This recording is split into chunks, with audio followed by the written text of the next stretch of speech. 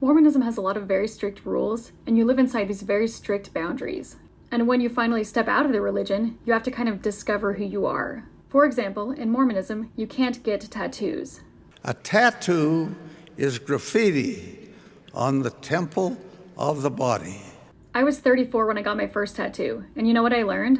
First of all, I love them, and second of all, it didn't hurt as much as I thought it was going to. In Mormonism, you're discouraged from drinking caffeine. Would the world come gladly to a state whose dominant religion asks members to abstain from alcohol, tobacco, and even caffeine? I was 34 when I had my first Coca-Cola, and you know what I learned? Caffeine actually helps with my migraines, so that was nice.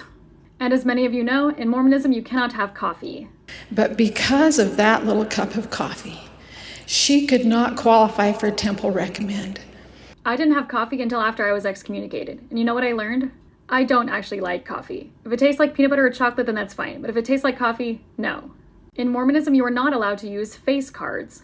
We hope faithful Latter-day Saints will not use the playing cards, which are used for gambling, either with or without the gambling. I didn't buy my first set of face cards until a month ago, and I still get confused on what Jack, King, Queen, Ace, what all of those mean. But I learned that they're actually fun to play with, and they have literally never led me to gamble.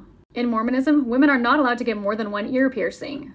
We do not, however, take any position on the minimal piercing of the ears by women for one pair of earrings. One pair. 5 months ago, I got my seconds, and I love them. Whenever you're gonna use you. Wait. Good.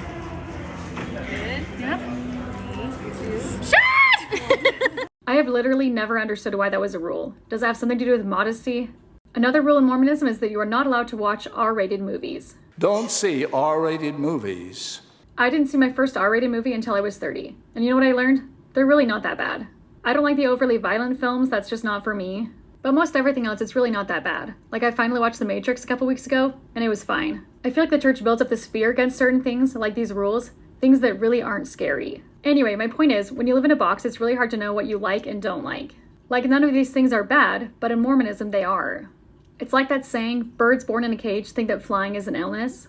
And I'll add the words of poet Aaron Hansen, who said, "There is freedom waiting for you on the breezes of the sky. And you ask, what if I fall?